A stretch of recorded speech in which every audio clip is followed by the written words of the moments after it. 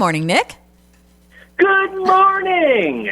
How's it going? It's going all right. Now, Nick, tell everyone what we're doing right now. Well, I love working on my mental health and helping others with theirs. So, just so you know, I have a personal history of mental illness and addiction. And through therapy and employment, I've had a lot of experiences, both good and bad. Now, but people who've listened to the show or people who know me personally, you probably know that my passion is sharing my journey with every single person that I possibly can. So, with that said, I'd like to start by going, hello, world. My name is Nick Dubé, and I'm a peer that works at NAMI Champlain Valley. And you're dang good at what you do. All of it's great. And I think you're very good at what you do. You've actually taught me a lot about, just by observing you in your work or in your friend life, in family life, you've actually taught me a lot of what it means to offer peer support just by watching. Well, good. And we're using that word, peer, and I'm not going to just assume that everybody knows what it is. It's actually also one of those words that we might think we know what it means, but a lot of people just might want to know what a peer is. So now you've probably heard this word, and just put very simply, a peer is somebody who is on an equal playing field. So somebody who is like you and probably shares some life experiences with you. Does that make sense? Totally. Now, a little more about peer, because this is kind of a big part of this. So I'm going to dig into the term peer a little bit, so bear with me. Now, if you work in the human services field, the term peer sometimes is used to designate a position of employment, or in some cases, that actually replaces the word client. In the field of recovery and from mental health and addictions, a peer is somebody who has had experience accessing services and or treatment. Okay. Now, forms of peer support have actually existed professionally for many, many, many years. And the idea is that if you pair a client who is new in recovery with someone who has had similar experiences but has also had success in their recovery, the client's chances of success increase because they have access to somebody who can identify and navigate the system. But more importantly, a peer worker is someone who has an idea of how difficult it can be to be in recovery and make changes to your life. Now, does that make any sense? Absolutely. Right. Okay. Now, I am a peer worker, so I feel like I need to bring this up. There is a little bit of controversy when it comes to peer workers because some advocates and programs believe that there should be a level of experience and recovery required before putting somebody in a peer worker position. And this can actually be difficult because you cannot legally ask anyone about their mental illness or addictions during an interview. So that can be a little tough. Mm-hmm. But that's actually a good thing because not knowing what somebody's struggles are that's there to protect you.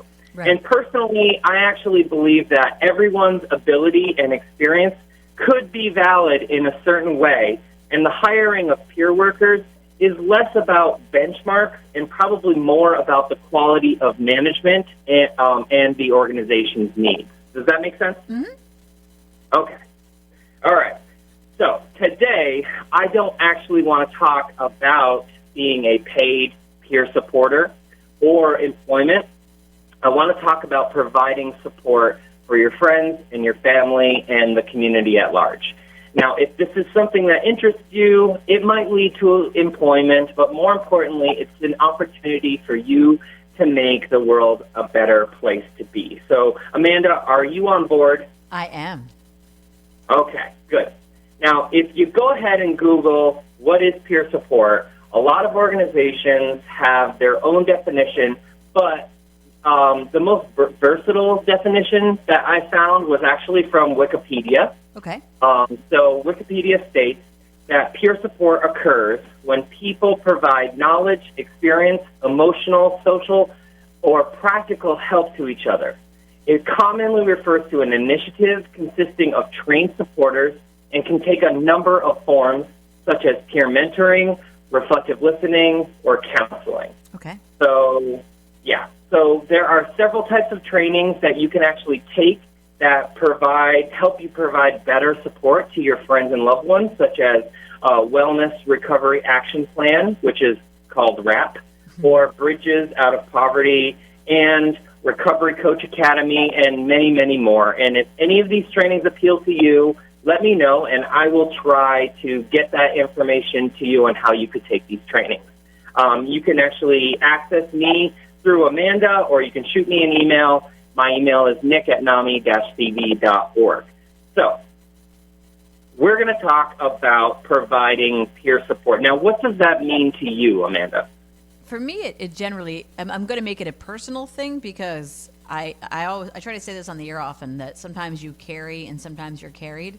And for me, it's being able to take the things that I have experienced, much like you said earlier, and not necessarily trying to tell someone, like, well, I did it this way and it worked for me, but it's more like, hey, these are some things that happen that are similar.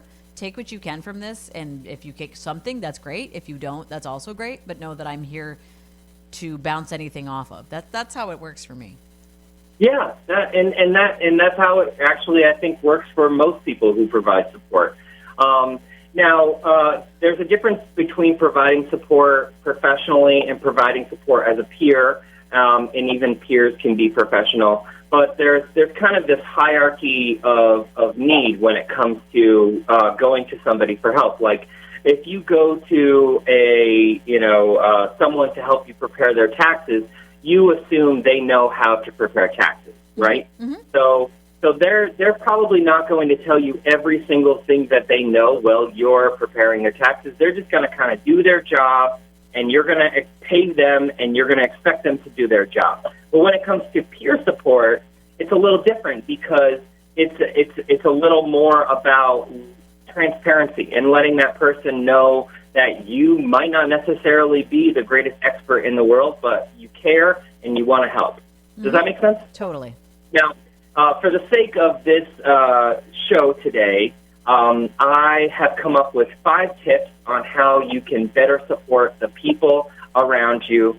And you know how I love acronyms, so I came up with this one. Here's one I came up with. It actually came to me in the middle of the night. So that acronym is SLIDE, SLIDE. Okay. The S is self-care, L is listen, I is information, D is dedication, and E is evolve. Ooh. So, are we ready to jump into this? Yes. Okay. So let's start at the beginning of the word. The S in SLIDE stands for self-care. Now, this is an important and often ignored feature to recovery, because it's common for people who like to help others to ignore their own needs. Oh, yeah. However, right? I mean, we all do that. Right? A big part of peer support is walking the talk. My friend Dennis will say walking the talk a lot, and this is what it means. And that is setting an example that wellness is possible, showing people that you yourself do struggle, but there is a way through this. Also, providing support for someone can be draining. So if you want to be able to be the most effective that you can be, you need to establish strong boundaries and prioritize your own health. Now, this takes practice. So that's S, self-care. So we good on that, Amanda? Absolutely. Cool. All right. Now, the L in SLIDE is for listen.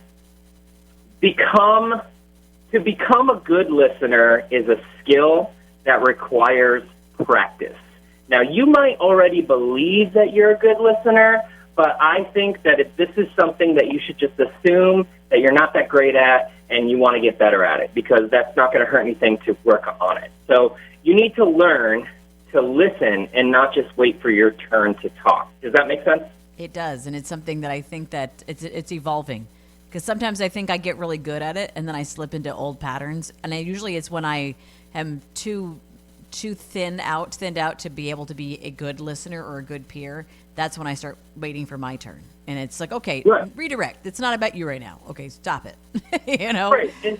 And you also you need to don't get so hard on yourself when you do slip into that, because sometimes when you get excited, and sometimes when you are connecting with somebody, that excitement might make you go, oh, I want to share more information, I want to share more. But nope, this is about listening. Now, there are practices that can help you become a better listener, such as active listening and reflective listening, and you can look them up on YouTube. There's a lot of really great tutorials.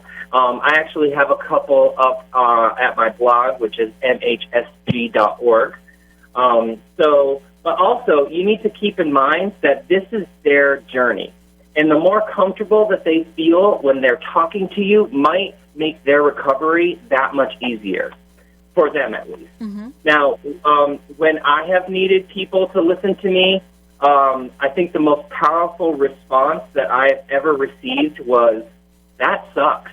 Yeah. I honestly, because it validated my struggle and it broke down some of my walls. Now, I have an obsessive brain, so a lot of times when before I have a conversation with someone, I've already kind of assumed what their responses are going to be. So I get defensive. So when I tell somebody the struggles that I'm having, and I'm talking to them, and their response is like, "Wow, that was really tough," or even "That sucks," that actually makes me feel better connection, and it makes me feel like maybe I'm not as broken as I thought I was. Does that make sense? Oh, totally. Oh, yeah. Right. Now, so moving on, the I in this word stands for information. I love information. Yeah, information is great, but I'm saying information as in homework, as in do your homework, because information is always changing. Information is a living thing. So when people come to you for support, you can usually do one of two things, right? You can tell them what to do based on your experience and your set knowledge, or you can join them in finding the information. Now, I would say that joining them in discovering their own path and helping by letting them know about resources or even doing a fair amount of the homework is better, because they can own more of their recovery, and you might just learn something along the way, too. Now, your peer life experience is ideally less, go here and do that, and more, I understand how you feel, sharing in their frustration and helping them find their path. Now, I like the image of somebody walking with somebody in recovery rather than, giving them a map or, dragging them. Does that make sense? Mm-hmm. For sure. Cool. All right. Well, the D in slide is for determination. Yay. It's a fun word, but when I say determination, I mean you need to believe that recovery is possible. You need to believe that the person that is seeking recovery is worthy of recovery. Now, you cannot let relapse and roadblocks discourage you. Now, some people might come to you for help, and even though you did your best, they might stall or they might backslide, and it can be heartbreaking. But you need to remember that this is their journey, and the open-minded support that you offer will be helpful to them once they are ready. I like to think of a good peer supporter as a beacon of light that is welcoming and withholding of hurtful judgment. Does that make sense? It does. Good.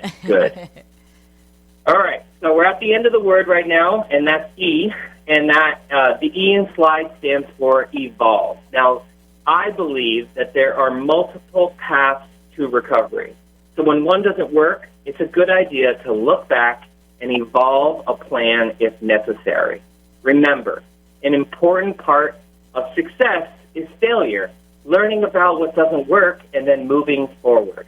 Also, as a person makes positive changes in their life, their wants and their needs are also going to evolve. Oh, yeah. Embrace this change. Embrace it. Love this change. And finally, the part of evolve that can be probably the most difficult is that somebody's evolving might move beyond your ability or your knowledge.